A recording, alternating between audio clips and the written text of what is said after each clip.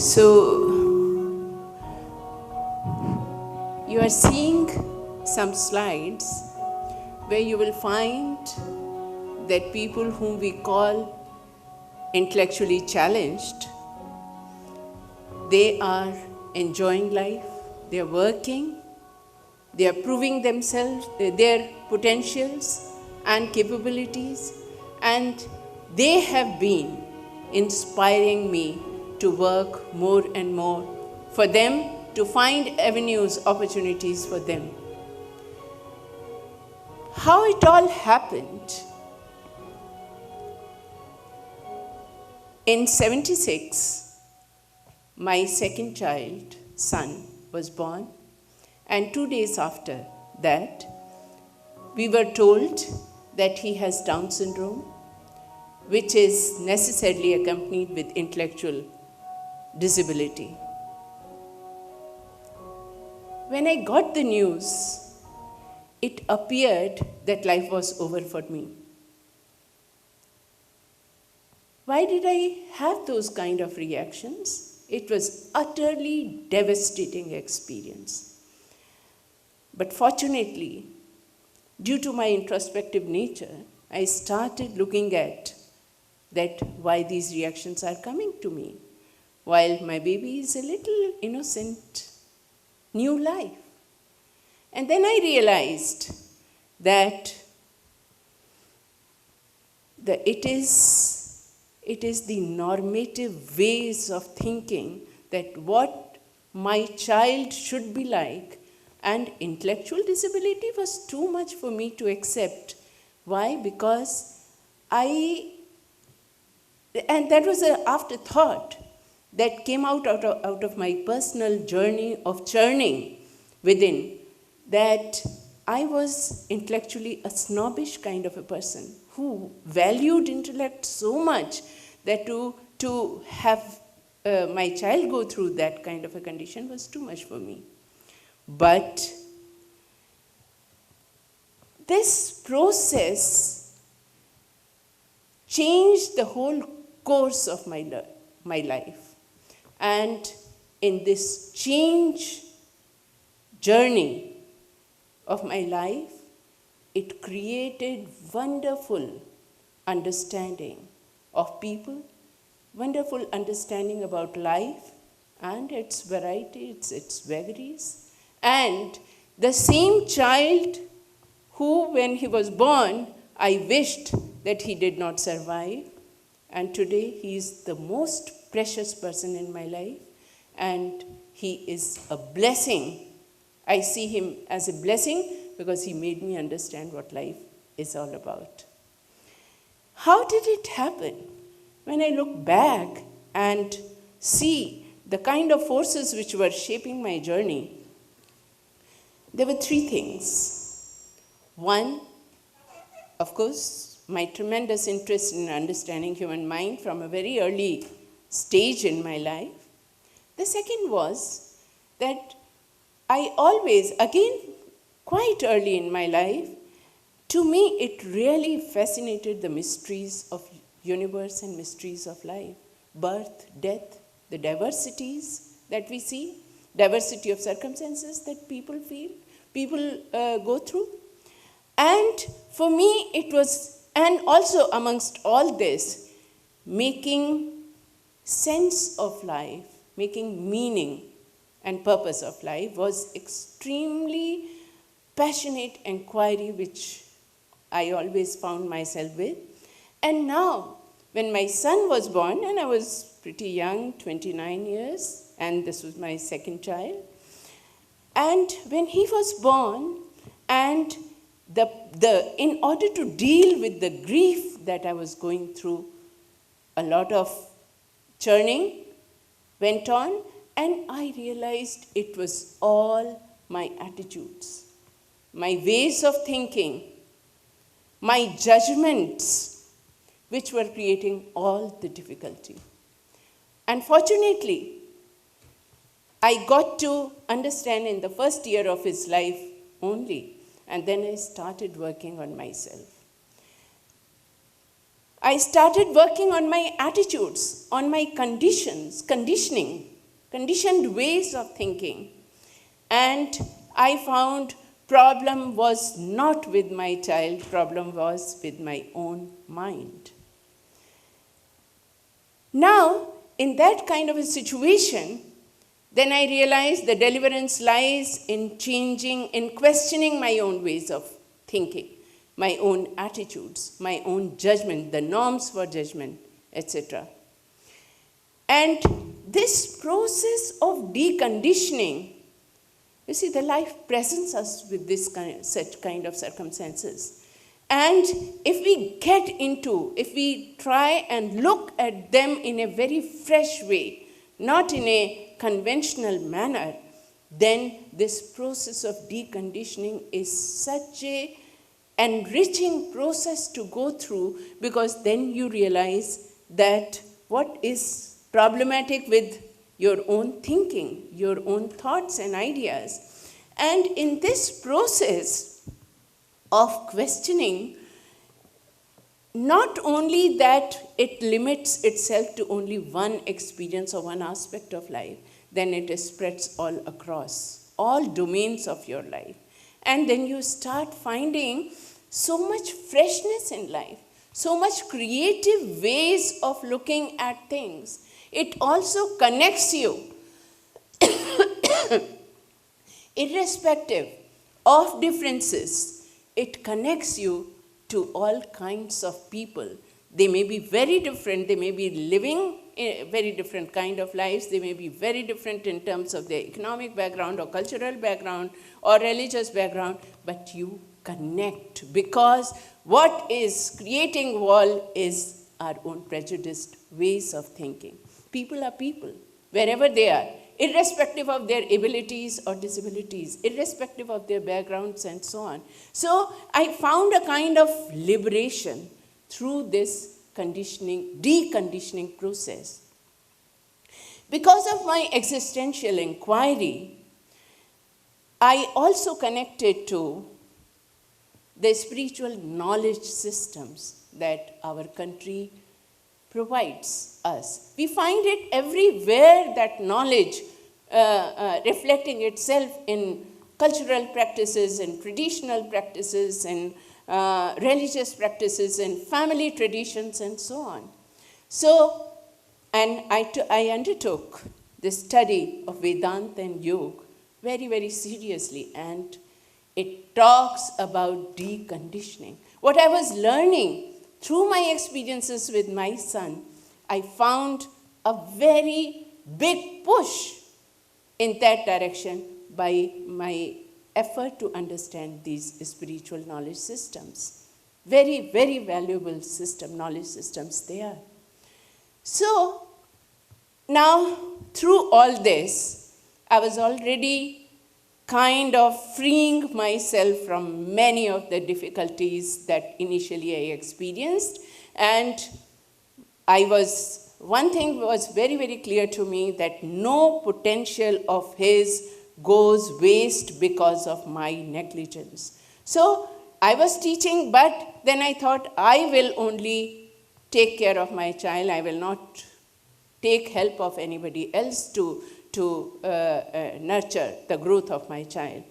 In this process, I learned so much about human development. Psychology, of course, had given that, but I could see with my eyes how our attitudes, how our ways of interventions, how nurturance can help a child, enable a child to grow to his or her maximum.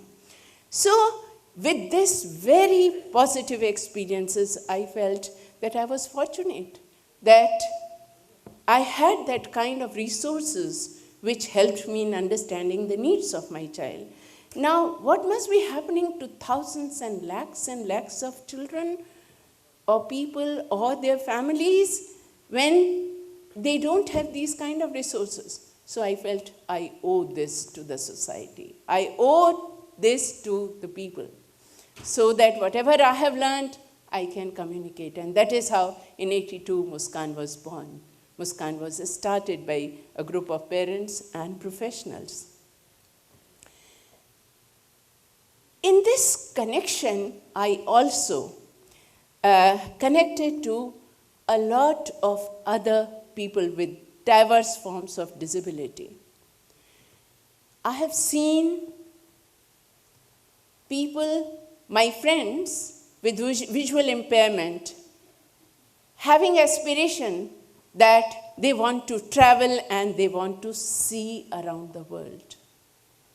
And I used to wonder, what do they mean by seeing? But my interaction with them taught me that I had a very limited notion of seeing, and I need to break those kind of walls. Similarly, people with hearing impairments, and they are so happy in their own community, and they call it deaf community and deaf culture. And it took me some time to understand that, what is this deaf culture? And I realized that it is we who have hearing and visual sense intact that we feel, oh, their life should be, how miserable their life would have been or would be. And I realized, no, they enjoy. They have ambitions. They have everything. What they don't have, the enabling environment. What they face is the social barriers, the prejudices that society has. And that is what is creating obstructions, hurdles in their growth in life.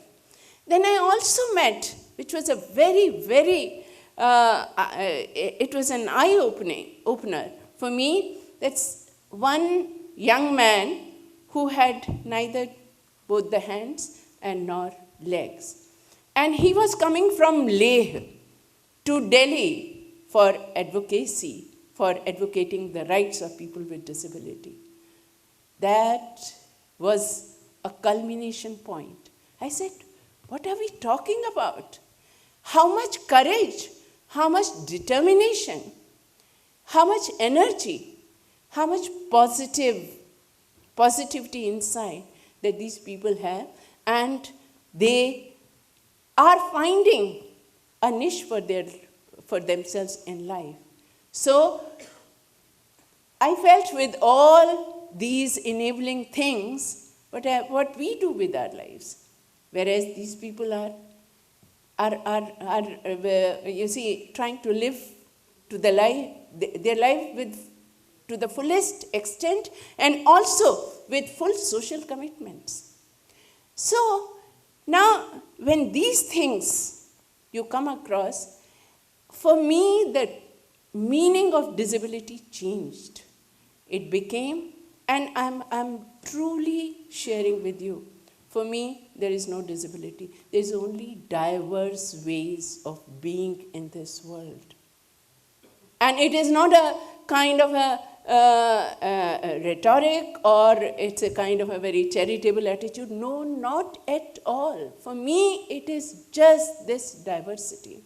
And when you free yourself from the conventional ways of thinking, then the world opens up for you tremendous possibilities of looking at it in very, very new ways. And that new ways of thinking, new ways of looking at the world is what is truly liberating for oneself. So, for me, a very big jump was there from disability to diversity. It was a paradigm shift in my life, which slowly unfolded. And this diversity, in this context, what I experienced then everywhere else. So that has made me connect to people very easily, very spontaneously, without any judgment. And this getting over the judgmental attitudes, judgmental perceptions, is something which you feel is a blessing.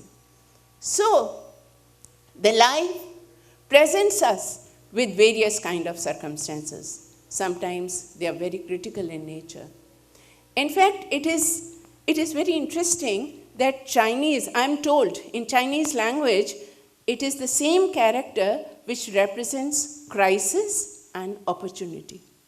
And it is so true. So every crisis in life, whatever its nature, the bigger the crisis, bigger is the opportunity to experience life in totally different and enriching ways. And so the same child in my life whom I thought was should not have survived is the biggest blessing in my life. And that's what life teaches us if we are willing to open. If we not willing, if we try to open, because it is not easy, if we try to break the walls that we create within ourselves. Thank you, sir, very much.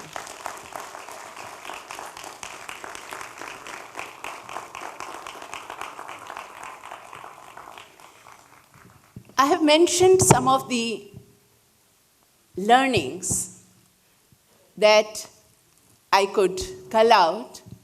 Everyone lives life in his own unique way, and it has to be valued and respected. Who are we proving to, as everyone is in the same game? We all keep proving ourselves to others, but we have to realize everybody is in the same game. Fulcrum of our life is to be within, otherwise we will be constantly tossed by various kind of forces. Our worldview, our joys and sorrows depend upon our constructs, attitudes, beliefs and conditionings. Freedom from disappointments and sorrows are in our hand. We will have to examine our mind space for it. Stepping out of egocentric transactions with the world, open our eyes to the wonders of life and the world. It connects us to people and creates peace and harmony around. Search for something bigger than what is apparent guides us how to live life. And last but not the least, true love is always non-demanding. What I have felt that the kind of relationship I have with my son, I would not have known what true love is if he was not there in my life. When you totally accept a person with all, whatever he is, strengths, weaknesses, problems and so on, when you can totally accept the person, then alone the love and compassion flows out from the heart. Thank you.